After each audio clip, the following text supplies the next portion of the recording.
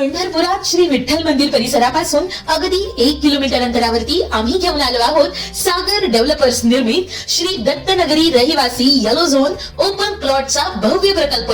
सांगोला रस्ता शनेश्वर मंदिराच्या समोर गुरुदेव नगर नजीक सांगोला रस्त्यापासून अगदी 200 मीटर अंतरावर 50 फूट डीपी रोड लगत 20 फूट अंतर्गत रोड, रस्त्याच्या दोन्ही बाजूला झाडं, स्ट्रीट लाईटची सुविधा, नगरपालिकेचं पाणी कनेक्शन, सिमेंट कंपाऊंड युक्त क्षेत्र, बसण्यासाठी बेंचेस, सर्व सुविधांनी परिपूर्ण असलेल्या श्री दत्तनगरी या आमच्या प्रकल्पामध्ये आपल्या हक्काच्या घरासाठी प्लॉट बुकिंग करण्यासाठी आजच संपर्क करा। संपर्क क्रमांक 7218743131 आणि 7218171221। ताज्या घडामोडी पाहण्यासाठी आमच्या YouTube चॅनलवरील PVR म्हणजेच पंढरी वार्ता या न्यूजला सबस्क्राइब करा आणि शेजारील बेल आयकॉनवर क्लिक करा। ओंकारेश्वर पावननगरी रांजणी येथे माढा तालुक्यातील राष्ट्रवादी काँग्रेस, शिवसेना शिंदे गट तसेच शिवसेना ठाकरे आघाडीच्या जिल्हा परिषद व पंचायत समिती सार्वत्रिक निवडणुकीच्या अधिकृत उमेदवारांच्या प्रचाराचा शुभारंभ माजी उपमुख्यमंत्री विजयसिंह मोहिते पाटील, खासदार धैर्यशील भैया मोहिते पाटील तसेच आमदार अभिजित पाटील यांच्यासह माढा तालुक्यातील आघाडीचे विविध नेते व मोठ्या संख्येने उपस्थित समर्थक यांच्या उपस्थितीत श्रीफळ वाढवून करण्यात आला। यावेळी माढा तालुक्यातील सर्व पदाधिकारी, कार्यकर्ते, ज्येष्ठ नेते, महिला आणि बांधव मोठ्या संख्येने उपस्थित होते। यावेळी बोलताना पहा काय म्हणाले आमदार अभिजित पाटील। ओंकारनाथास नतमस्तक होतो, मारुतीरायास, शनिदेवास महाराजांना नतमस्तक होतो, पंढरीच्या पांडुरंगाला, आई माडेश्वरीला नतमस्तक होऊन आज प्रजासत्ताक दिनाच्या निमित्तानं देशभर आपल्या देशाचं असलेलं प्रतीक तिरंगा उंच लहरत असताना त्या तिरंग्याला सलाम करतो, प्रजासत्ताक दिनाच्या सर्वांना शुभेच्छा देतो आणि आजच्या या प्रचाराच्या शुभारंभ प्रसंगी ज्यांच्या शुभ हस्ते, ज्यांच्या नेतृत्वाखाली आपण ही निवडणूक लढतोय, या राज्यातले ऋषितुल्य नेतृत्व माजी उपमुख्यमंत्री, आमचे मार्गदर्शक माननीय विजयसिंह मोहिते पाटील साहेब आपल्या प्रजेला, सभेला, प्रचार सभेला मार्गदर्शन करून पुढे गेलेले खासदार धैर्यशील मोहिते पाटील साहेब आता ज्यांनी मार्गदर्शन केलं, त्यांचे सहकारी मार्गदर्शक शिवसेनेचे नेते संजय बाबा कोकाटे, बाळासाहेब तात्या ढवळे, भारताबा शिंदे, रवीजी पाटील, राजाभाऊजी चौरे, रावसाहेब नाना देशमुख, दिनेशजी जगदाळे, प्रमोदजी कुटे, सुरेश काका पाटील, रामकाका मस्के, खंडाप्पा बोंग, बाबू तात्या सुर्वे, भाऊसाहेब माडिक, सूरजभाई देशमुख, सज्जनजी ढवळे, शिवाजीराव पाटील, पोपट तात्या अनपट, विजयजी भगत सर, विनंतीताई कुलकर्णी, पल्लवीताई पाटील, सतीजी पाटील, ऋतुजाताई सुर्वे, काकासाहेब देशमुख, अरुणजी गिड्डे, सर्वच उपस्थित वडीलधारी ज्येष्ठ सर्व उमेदवार, ग्रामस्थ, शेतकरी बंधू, मायमाऊली, पत्रकार बंधू, प्रचाराचा शुभारंभ होत असताना या प्रचाराच्या आजच्या या शुभ प्रसंगी देशाला स्वातंत्र्य मिळालं, जी घटना आपण स्वीकारली, भारतरत्न, विश्वरत्न डॉक्टर बाबासाहेब आंबेडकरांनी दिलेली घटना आणि त्याच्यावर चाललेला आपला देश आणि त्या पवित्र दिवशी माढा तालुक्यातील पंचायत समिती आणि जिल्हा परिषदेला आता स्वातंत्र्य मिळवून देण्यासाठीची ही आजचा प्रचाराचा शुभारंभ आहे। मगाशी बाबांनी बोलताना सांगितलं, ज्या घरातलं 4-4 सदस्य असायचं आता एक उभा करायचं धाडस नाही, म्हणजे ती मनात हरली ती आपण जिंकलोय, त्यामुळे निवडणुकीची सुरुवात आपली जिंकण्यानं होते. ज्या पद्धतीनं माढा मतदारसंघानं खासदार साहेबांना निवडून दिलं, माढा विधानसभेमध्ये आपण सर्वांनी मला संधी दिली आणि काम करायची संधी मिळाल्यानंतर अनेक विषयावरती माझ्यावरती टीका केली जाते. आता मगाशी खासदार साहेबांनी सांगितलं, सीना माढा उपसा सिंचनच्या बाबतीमध्ये काही अपप्रचार केला जातो. समोरचा गडी म्हणला, मला पाईपलाईन कुठून आहे का माहित आहे का? अरे पण तुम्ही कॉन्ट्रॅक्टर होता आणि त्यात पैसे किती घालले ती बी माहिती आहे. मूळ मुद्दा शेतकऱ्याला पाणी मिळालं पाहिजे म्हणून 1 वर्ष झालं जी योजना चालवायसाठी जे जे अपेक्षित आहे त्या गोष्टी सातत्यानं पाठपुरावा करून मग जे मायनर आहेत, कॅनॉल आहेत, त्याच्या दुरुस्ती असतील, पाणी शेवटच्या माणसापर्यंत टेल टू हेड पोचलं पाहिजे, 169 तरी भरून घेतली पाहिजे. आणि मग तुम्ही जे हुकुमशाही पद्धतीनं आमच्या त्या विनंतीताई कुलकर्णी ज्यावेळेस शेवटच्या माणसाला पाणी पोचवत असताना तुमची नाती होती हातात त्या ठिकाणी वॉलची त्या ठिकाणी तोडफोड करतात आणि मग तुम्हाला पाणी पोचवायचंय का स्वतःलाच पाणी पाहिजे आणि मग श्रेय किती दिवस घ्यायचं ही खरी. आणि मग बोलत असताना बाबा त्यांनी सांगितलं 20 लाख रुपयाचा चेक दिला म्हणून योजना चालू झाली. त्याच्यापूर्वी राज्य सरकारनं 12 कोटी रुपये दिले आणि 12 कोटी रुपये दिल्यानंतर ते पैसे गेल्या वर्षीपर्यंत शिल्लक होते. आणि याच्यापूर्वी भारताबा सांगतात की या योजनेच्या माध्यमातून कारखान्यातनं केलेले वसूल पैसे जे महामंडळात भरले जायचे त्या महामंडळाच्या भरलेल्या पैशातनं लाईट बिलाऐवजी परत छोटी छोटी कॉन्ट्रॅक्ट काढून जवळची माणसं पोचायची आणि त्यातनं पैसे घ्यायचे.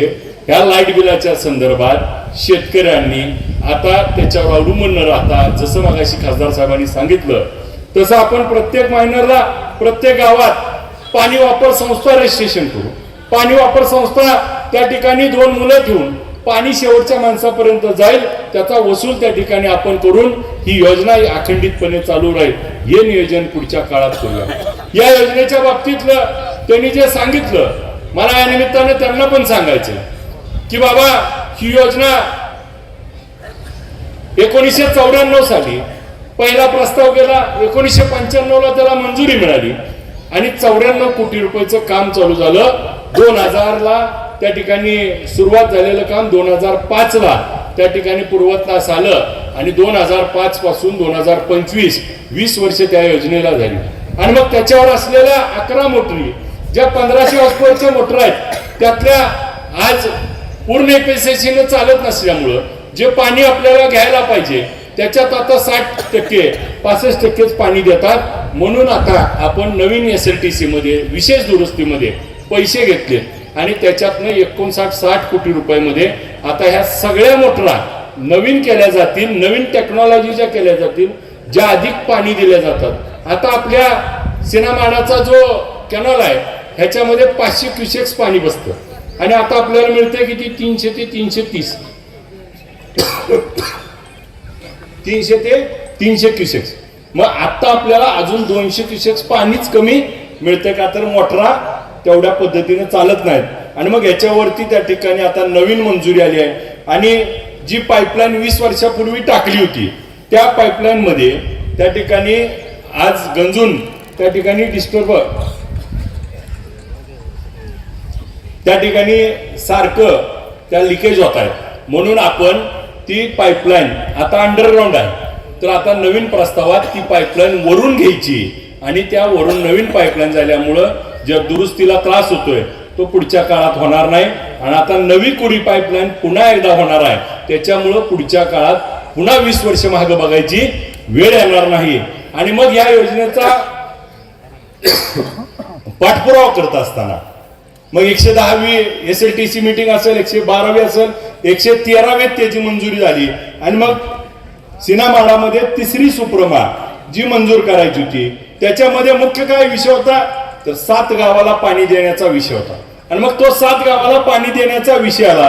विधानसभेतलं माझं भाषण ऐकलं असेल, बाबा त्या ठिकाणी लक्षवेधी लावली आणि त्या लक्षवेधीला समोरून राधाकृष्ण विखे पाटील मंत्री महोदयांनी उत्तर दिलं की आम्ही त्या ठिकाणी निधी उपलब्ध करून देऊ आणि निधीच्या बाबतीत 20 कोटी रुपये आता आपल्याकडे भूसंपादन असलेल्या शेतकऱ्याला देण्यासाठी आहेत.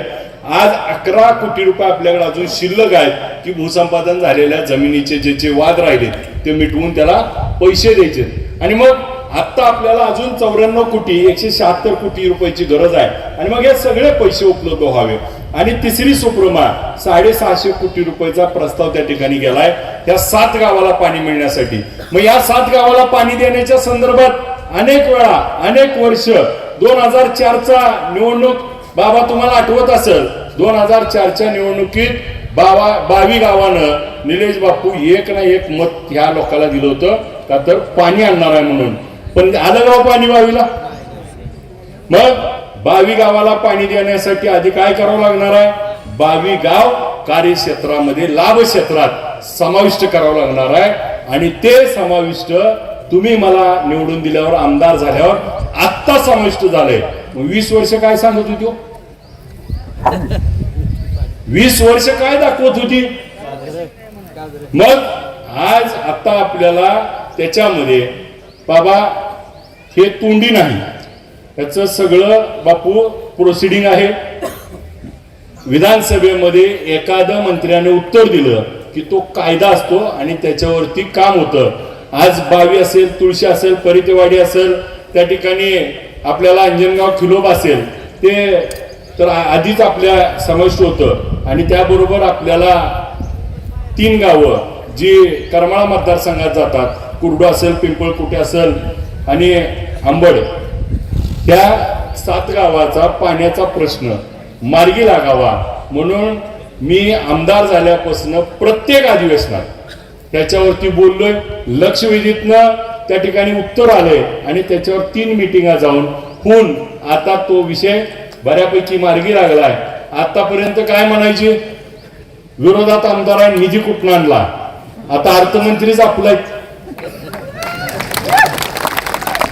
आणि त्या दिवशी आम्ही ज्या दिवशी मिटिंगला गेलो खासदार साहेब, आम्ही त्या दिवशी या सगळ्या विषयावरती मी त्या ठिकाणी भारताबाद शब्द घेतला अर्थमंत्री राज्याचे उपमुख्यमंत्री अजितदादांचा की ह्या कामाला आम्हाला निधी द्यावा लागेल.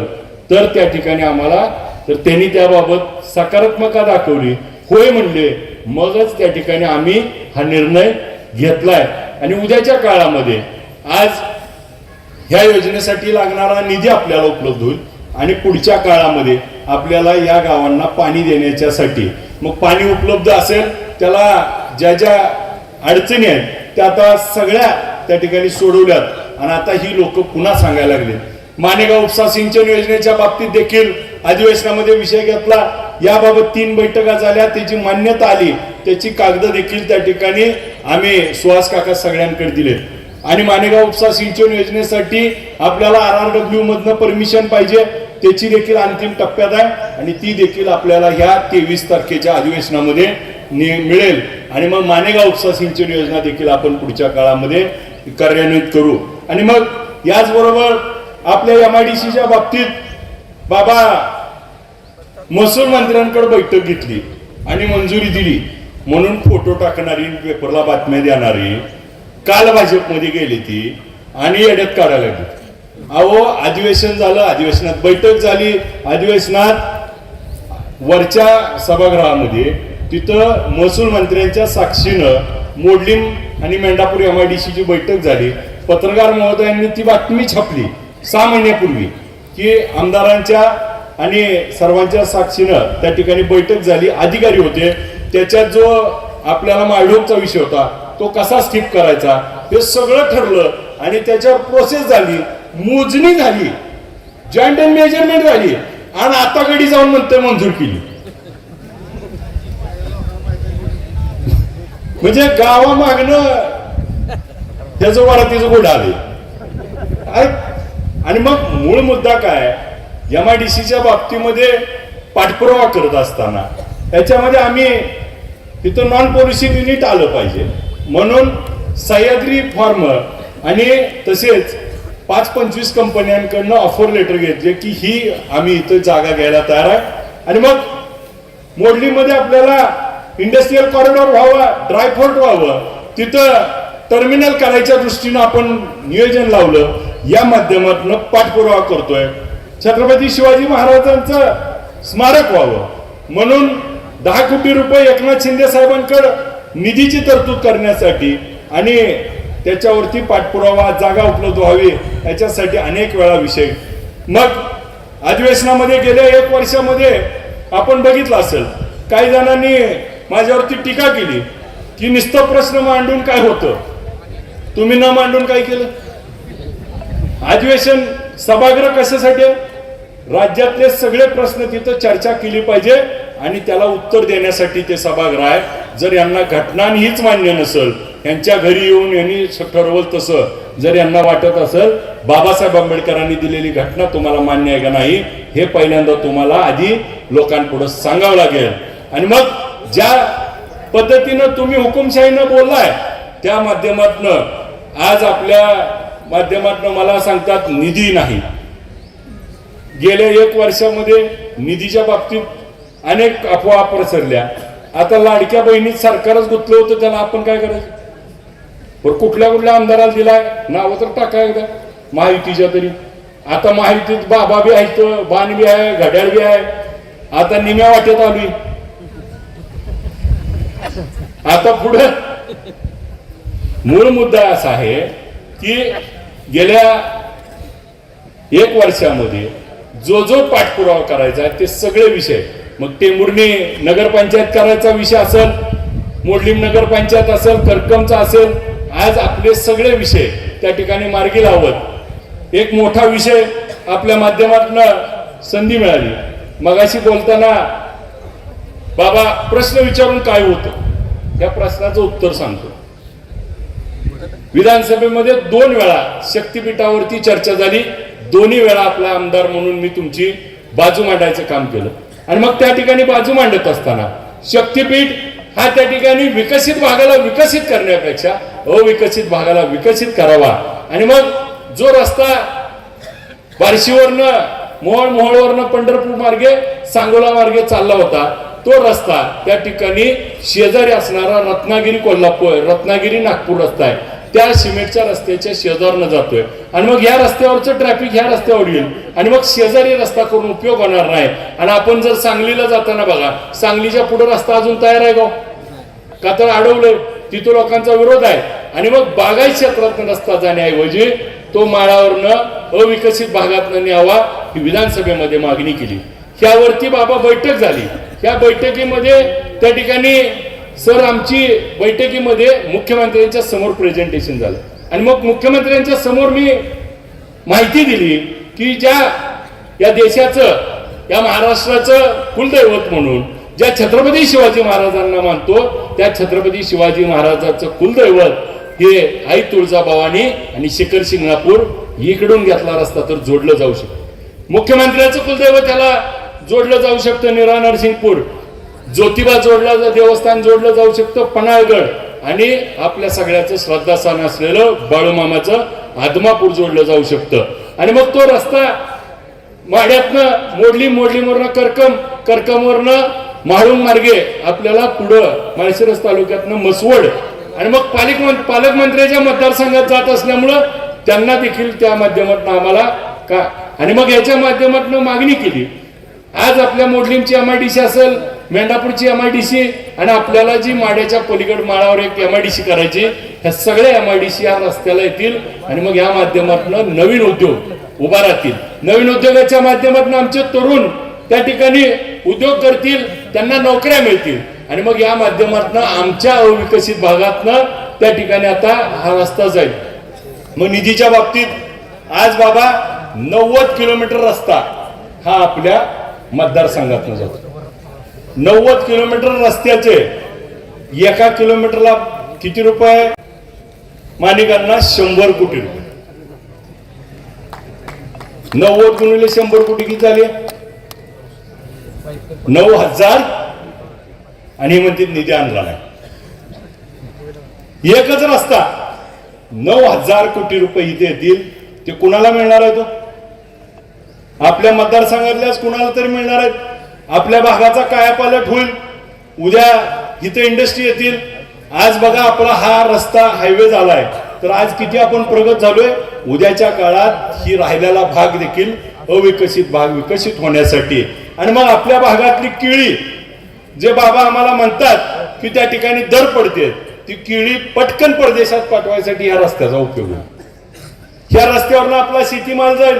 मग डाळिंब असेल, द्राक्ष असतील, बेदाणा असेल, साखर असेल, आज केळीच्या माध्यमातून असेल, आपला भाजीपाला असेल, या भागातला सगळा त्या रस्त्याच्या माध्यमातून शेतकऱ्याला उपयोग होईल. आणि या माध्यमातून या भागाचं दळणवळण, या भागात रोजगार निर्मिती होईल. म्हणून या रस्त्याच्या माध्यमातून आपल्याला आणि मग माडातल्या सगळ्या सहकार्याने याचं मोठ्या प्रमाणात स्वागत केलं की हा रस्ता या भागातून होतोय. आणि मग या माध्यमातून आपल्याला विधानसभेत प्रश्न विचारल्यावर काय होतं तर बाबा 300 किलोमीटरची लाईन त्या ठिकाणी मुख्यमंत्र्यांनी बदलली. आणि मग काय जण म्हणले रस्त्यानं इकडून बदलली म्हणून काय होती, ज्याची अधिसूचना निघाली, ज्याचं मोजणी झाली होती ती लाईन बदलली. मी एक उदाहरण सांगतो. आपण पंढरपूरला नेहमी येतात सगळे. पंढरपूरला दगडी पूल आहे बघा, त्याच्या शेजारी एक नवीन पूल झाला. त्या पुलाच्या बाहेर आल्यानंतर उजव्या आणि डाव्या बाजूला 65 एकर जमीन आहे, म्हणजे शासनाची जमीन आहे, जिथं पालख्या उतरतात. आणि तिथं काय केलंय का माहित नाही, पण त्या अधिकाऱ्याला वाटलं ना वळण दिलं. सरळ गेला असता तरी चालत होता, पण वळण दिलं. एका रस्त्याला एक वळण दिलं, 58 लोक मेली तिथं अपघाताला. एक रस्त्याला एक वळण असेल तर 58 लोक जीवाशी जातील. एक अख्खा रस्ता जर इकडून इकडं जर चुकीच्या ठिकाणी झाला तर पुढची पिढी बर्बाद होती. म्हणून हा विधानसभेमध्ये प्रश्न विचारल्यावर आपला आमदार बोलल्यावर त्या ठिकाणी ही गोष्ट होती. मग माझा सवाल आहे, गेल्या 30 वर्षात आपण किती प्रश्न मांडले.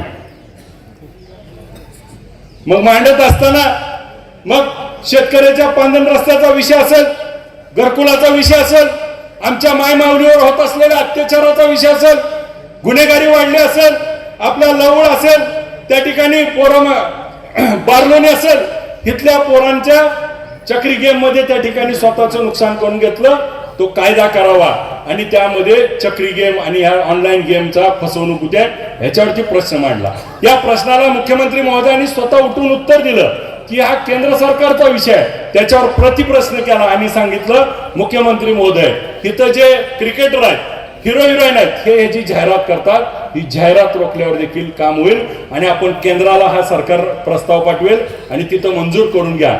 तर याबाबत मुख्यमंत्र्यांनी आश्वासन दिलं सभागृहात आणि तो कायदा आपल्या सभेनं त्या ठिकाणी शिफारस केली आणि केंद्र सरकारमध्ये मंजूर झाला आणि चक्री गेम आणि या पैशाच्या गेमवर त्या ठिकाणी बंदी आली. विधानसभेत प्रश्न विचारल्यानंतर हा देशाचा प्रश्न त्या ठिकाणी मिटू शकतो. त्यामुळे आपला आमदार त्या ठिकाणी आवाज उचलला पाहिजे. आणि मग आवाज उचलत असताना आपण बघितलं मगाशी आमच्या एका मानेगावच्या सहकार्यांनी सांगितलं की हेलिकॉप्टर मधनं मुख्यमंत्री आले वगैरे, पण मुख्यमंत्री हेलिकॉप्टर मध्ये यायसाठी मी सारख्या डुसण्या मारत होतो. आलं पाहिजे, तुम्ही बघितलं पाहिजे, आमचं लई झालंय वाटोळं, ही सांगणारा माणूस पाहिजे का नाही. मग कलेक्टर साहेब असतील, तहसीलदार असतील, प्रांत असतील, रात्रंदिवस त्या ठिकाणी पुराच्या वेळी 10 दिवस मी त्या ठिकाणी तुमच्या सोबत त्या ठिकाणी होतो. मग तुमच्यातच जेवलो, तुमच्यातच बसलो, तुमच्या दुःखाच्या प्रसंगात त्या ठिकाणी एकही दिवस मी घराचं तोंड बघितलं नाही. आणि मग माझी जबाबदारी होती, मी तुमचा लोकप्रतिनिधी म्हणून तुम्हाला जे जे आवश्यक आहे ते पोहोचवण्याचं काम करायचं. आणि मी बाबा कुठलीही जाहिरात केली नाही, मीही केलं आणि ती केलं.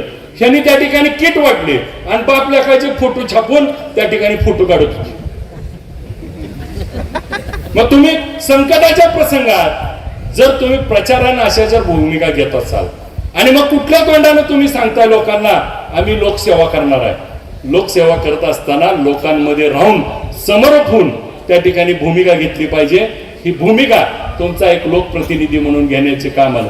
आणि मग आपण बघा, ज्यावेळेस पूर परिस्थिती आली त्या पूर परिस्थितीमध्ये पहिला त्या ठिकाणी आव्हान केलं की आमच्याकडची पूर परिस्थिती भयानक आहे. ज्यावेळेस सांगली कोल्हापूरला पूर आला त्यावेळेस सगळ्या महाराष्ट्रानं मदत पोहोचवली, आमच्या लोकांना मदत पोहोचली पाहिजे म्हणून आव्हान केलं. या आव्हानाला सगळ्यांनी प्रतिसाद दिला आणि त्या आव्हानाच्या माध्यमातून अनेक लोकांनी मोठ्या शहरातनं त्या ठिकाणी आपल्याला मदत पोहोचवली.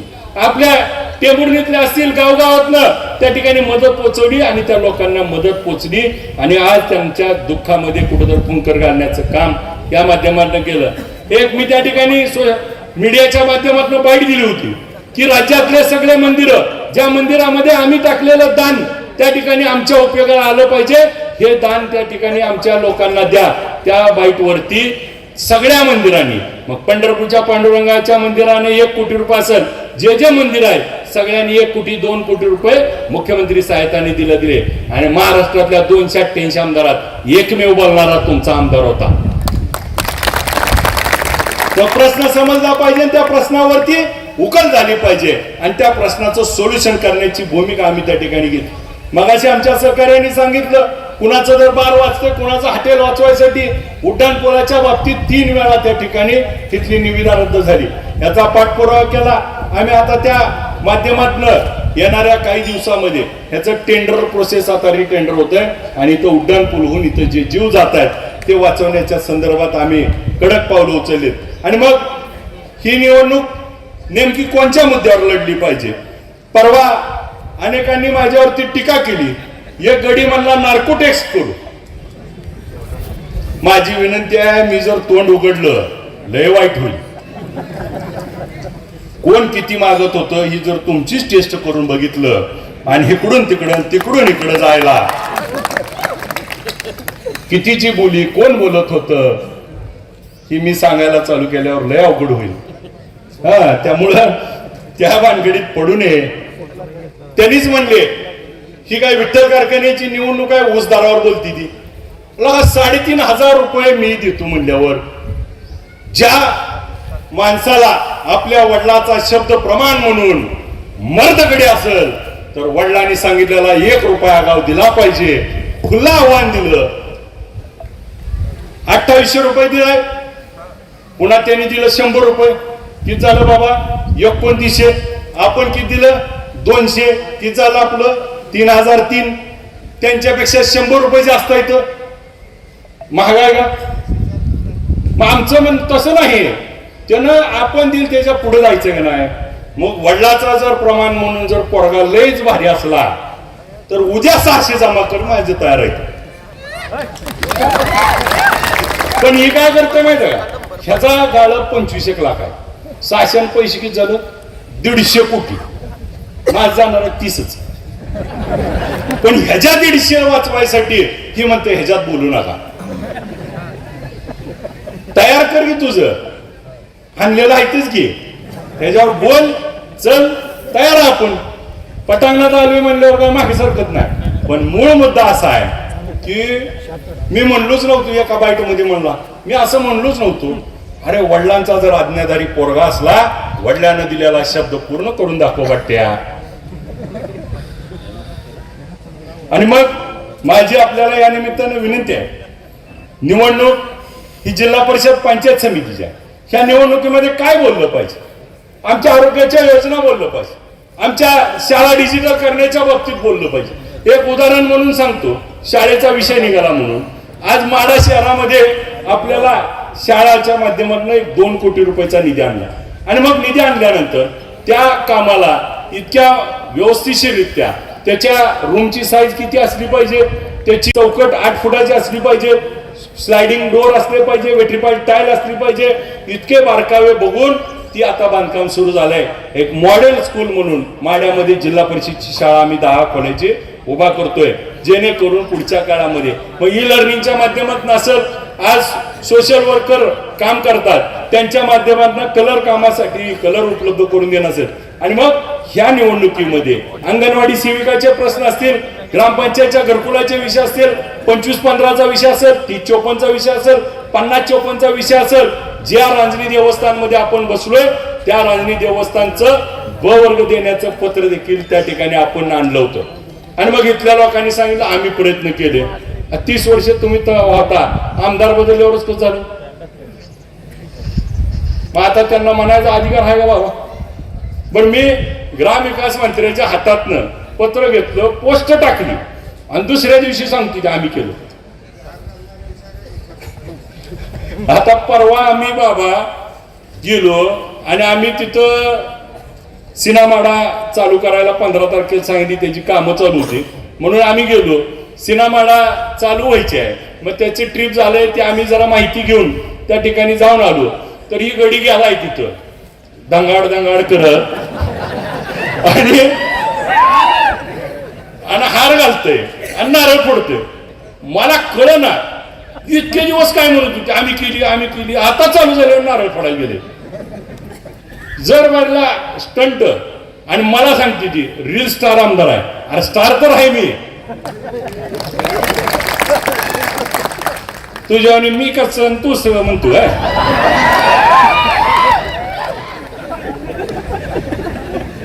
माझी विनंती आहे, निवडणूक आपण कुठल्या विकास कामावर बोलणार आहे ह्याच्यावर बोला. आता माझ्या जोडीला अजून बाबा आहे, दोघांनी जर ठरवलं तर काही सुद्धा शिल्लक ठेवायचं. या वर्षी अतिवृष्टी झाली आपल्या या माढा तालुक्यावर, कधी नव्हे ते 2,12,000 क्युसेक्स पाणी सेना नदीत आलं. आणि मग अशा परिस्थितीमध्ये लोकांच्या पाठीशी उभा राहिला पाहिजे, या तालुक्यातल्या प्रत्येकाला मदत मिळाली पाहिजे. आणि म्हणून अतिवृष्टीचा असेल त्या ठिकाणी पुराचा पंचनामा असेल, त्या प्रत्येक पंचनाम्याचा पाठपुरावा करून कोणत्या गावामध्ये किती पंचनामे झाले, किती राहिले त्याचा पाठपुरावा तहसीलदार, पंच, वेळ पडली तलाट्याला बोलून, कृषी अधिकाऱ्याला बोलून तुमच्या प्रत्येक प्रश्नाचं उत्तर दिलं. 1,04,000 सातबारे माढा तालुक्यात आहेत बाबा. काका 1,04,000 सातबारा माढा तालुक्यात आहेत. 98,000 लोकांना पैसे मिळाले. एवढं बारीक बारीक गोष्टीपासून काम केलं. आता ह्या बाजूला आपण बघा, तिकडं पूर आलता, इकडं होता मिळलं नाही सगळ्याला. दुसरं केलं का, ही पार्टी ती पार्टी पहिलं कशी करायची, हिरो जाता वे ह्याचा पंचनामा करू नको म्हणत होती नव्हती. आता आपण तसली भावनाच आपल्या तालुक्यातला प्रत्येक नागरिक, मतदारसंघात 3,59,000 मतदार आहे, राहणारा प्रत्येक नागरिक आपला आहे आणि त्याच्या पाठीशी सुखाच्या धोकाच्या प्रसंगात उभा राहिलं पाहिजे ही भूमिका घेऊन जाणारा मी एक कार्यकर्ता आहे. या निवडणुकीच्या निमित्तानं आज आपल्याला अनेक विकास कामं करायची, अनेक शाळेच्या माध्यमातून कामं करायची, डीपीडीसीतनं पैसे आणलेले असताना आज आपल्याला त्याचं कारण वेगळं दिलं जातं. परंतु उद्या आपले जिल्हा परिषद सदस्य, पंचायत समितीचे सदस्य त्या ठिकाणी निवडून आल्यानंतर उद्याच्या काळामध्ये हा निधी शेवटच्या माणसापर्यंत पोहोचवण्याचं काम, खासदार साहेबाच्या हाताला 2 हात जोडून देण्यासाठी तुम्ही मला विधानसभेत पाठवलं. केंद्रातून त्या ठिकाणी वेगवेगळ्या विषयावरती खासदार साहेब त्या ठिकाणी प्रयत्न करतायत. मी राज्यामध्ये त्या ठिकाणी प्रयत्न करत असताना माझ्या जोडीला या जिल्हा परिषदेमध्ये आणि तालुका पंचायतमध्ये माझ्या 2 हाताला अजून 4 हाताची गरज आहे. काम त्या ठिकाणी वाटून घेतलं पाहिजे, शेवटच्या माणसापर्यंत आपला विकासाचा गाडा पोहोचवला पाहिजे, सामान्याला त्या ठिकाणी मदत झाली पाहिजे. म्हणून ही जिल्हा परिषद पंचायत समितीसाठी यशवंतराव चव्हाण साहेबांनी स्थानिक स्वराज्य संस्था म्हणून संकल्पना राबवली आणि ह्यासाठी आता हे निवडणूक आहे. आणि यामध्ये माझ्या भगिनी असतील, माझे तरुण सहकारी असतील, यांना यामध्ये संधी द्या. कारण उद्याच्या काळामध्ये हे काम करत असताना दुपटीनं काम करण्यासाठी, आज योजना आलेली शेवटच्या माणसापर्यंत पोहोचवण्यासाठी आपल्याला या लोकांची गरज आहे. आणि म्हणून हे आपले 14 पंचायत समिती सदस्य आणि 7 त्या ठिकाणी जिल्हा परिषदे सदस्य, मग तुतारी चिन्हावर असतील, घड्याळ चिन्हावरती असतील, बाण चिन्हावरती असतील, मशाल चिन्हावर असतील, जे जे आपल्या पक्षाचे अधिकृत उमेदवार आहेत त्या सगळ्यांच्या समोरचं बटन दाबून उद्याच्या 5 तारखेला एकदा आपल्याला पुन्हा एकदा इतिहास घडवायचा आहे. या लोकसभेमध्ये जो बदल घडवला, या विधानसभेमध्ये बदल घडवला, तोच उद्याच्या जिल्हा परिषद आणि पंचायत समितीमध्ये बदल घडवून या तालुक्यातली जनता ही स्वाभिमानी आहे. या तालुक्यातली जनता पुन्हा एकदा पेटून उठली आहे. या तालुक्यातली जनता आता खऱ्याला खरं म्हणायला शिकली आहे आणि आता पुढच्या काळामध्ये या तालुक्यामध्ये जे विकासाचा गाडा आहे तो हाकण्यासाठी सामान्य घरातली सामान्य पोरं सरसावत आहेत. त्यांच्या पाठीशी आपला आशीर्वाद देण्यासाठी मी आपल्या सगळ्याला नम्र विनंती करतो. आणि ही निवडणूक ही संजय बाबा कोकाटे, भारत आबा शिंदे, सुहास काका यांची, निलेश बापू किंवा डॉक्टरांची नाही. ही निवडणूक इथं बसलेल्या प्रत्येक तालुक्यातल्या मतदाराची आहे. ह्या निवडणुकीमध्ये आपल्याला स्वाभिमानानं उभा राहायचंय. ज्यांची गळचिपी केली जायची, ज्यांचा दाब दबाव दिला जातो, हे आता धुडकून लावलाय. ही शेवटची निवडणूक आहे. बाबांनी सांगितलं तसं एकदा ह्यांना इथं त्या ठिकाणी पाडलं की भाजप बिल आता घालून बाहेर काढते. आणि ही सांगत होती आम्ही भाजपमध्ये विकासासाठी गेलो. मग इतके वर्ष सत्तेत होता, कशासाठी होता? विकास कुठे गेलता तुमचा? मग या निमित्तानं ही कशासाठी गेली? ती दूध संघाच्या जागा इकायच्या. त्या दूध संघावरती प्रशासक आणला.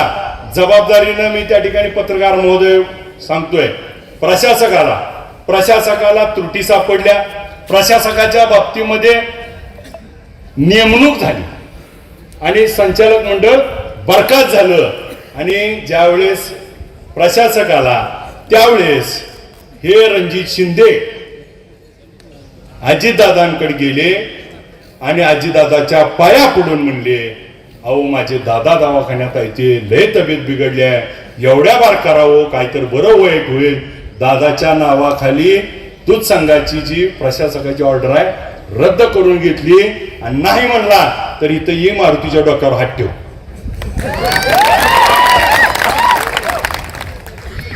आम्हाला वाटलं जिल्हा दूध संघाची आता एवढी प्रिस्टीज लावून चालू केलंय, मग आता बंद पडलेला जिल्हा दूध संघ चालू करेल आणि पुन्हा 1 लाखावर दूध नेल. तर काय झालं आता? टेंभुर्णीची जागा गडप, पंढरपूरची गडप, मुंबईत सोलापूर. आणि मग नेमकं तुम्हाला वडिलांच्या दवाखान्याचं कारण दाखवून सहानुभूती मिळवून जिल्हा दूध संघात कशाला जायचं होतं? पुन्हा प्रशासक नेमलेला असताना का तर तिथल्या जागेतलं निम कमिशन हाणून पुन्हा जागा बळकवायच्या होत्या. आणि नसल तर ये मारुती बशी. आणि याच्यावर उत्तर असेल पत्रकार महोदय, त्या कागदासहित सगळा आपल्याकडं सातबारा काढून ठेवला आहे. कुठं, किती, केवढ्याला, काय व्हॅल्युएशन किती होती, केवढ्या विकली, कशी खाल्ली, कोणी घेतली, त्यात पार्टनर कोण आहे, पैसे कुठल्या बँकेत आरटीजीएस झालं, कसं आलं, सगळं आहे. तुम्ही तुमच्या स्वार्थासाठी, पैसे कमवण्यासाठी वडिलाचा दवाखाना दाखवता येईल का? उद्या काय निवडणुकीत सांगतील, सांगायचं काय खरं नाही. त्यामुळे ह्यांच्या बोलताप्याला काय आता बळी पडून चालणार नाही. आणि मग श्रावण बाळ म्हणते आता तुम्हालाच हसू यायला लागलंय म्हणजे. माझं म्हणणं काय माहित आहे का? श्रावण बाळानं वडिलाची सेवा केली होती, वडिलाच्या शब्दासाठी सगळी शिवळ खांद्यावर घेतली होती. वडिलांनी सांगितले 600 रुपये देऊन टाक, 150 कोटी जमा कर, मग आपण बोलायला चालू करू. मलाच विचारते, बोलती ती आता हाय गे लय कारिगडी असला की जात पैसे जमा करते बाबा, मग जरा आपल्याला काळजी वाटेल. तोवर तुम्ही सगळी निवडून आलाय. माझी आपल्याला या निमित्तानं सर्वांना विनंती आहे, ही निवडणूक आपण सगळ्यांनी आपल्या खांद्यावर घेऊन या निवडणुकीमध्ये उभा राहिलेले उमेदवार, ते 14 उमेदवार किंवा 7 जिल्हा परिषदचे उमेदवार, ते कोण आहेत नाव न बघता त्या ठिकाणी विजयसिंह मोहिते पाटील साहेबांनी दिलेला माणूस उभा आहे.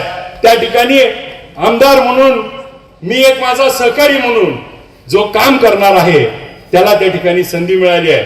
ज्याला संधी मिळाली नाही, नाराजी आहे, जरूर त्यांना पुढच्या काळामध्ये खासदार साहेबांनी सांगितलं तसं संधी मिळेल. या संधीचं सोनं करून हे जे कोण आपले सदस्य निवडून येणार आहेत आणि ज्यांना त्या ठिकाणी आम्ही आमच्या नाईलाज असतो, या ठिकाणी एकाच जागेवर 4-4, 5-5 इच्छुक असल्यामुळं कुणाला तरी आम्ही थांबायला सांगितलंय. पण त्या थांबलेल्या सगळ्यांनी जे मनमोठं करून दाखवलंय त्या सगळ्यांची किंमत आणि कदर पुढच्या काळात केली जाईल एवढंच या निमित्तानं आपल्याला सांगतो. उद्याच्या 5 तारखेला आपण आपल्या चिन्हाच्या समोरील बटन दाबून प्रचंड मताने निवडून द्यावं. आज मला येत असताना उशीर झाला कारण मला करकमला देखील नारळ फोडून तिथला सभा संपून यावं लागली. त्याबद्दल दिलगिरी व्यक्त करतो. आपल्या सगळ्याला प्रजासत्ताक दिनाच्या शुभेच्छा देतो. उद्याची निवडणूक पुन्हा एकदा आपण 5 तारखेला मतदान रूपी आशीर्वाद देऊन 7 तारखेला गुलाल उधळायला यावं एवढी विनंती करून आपली रजा घेतो. जय हिंद, जय महाराष्ट्र.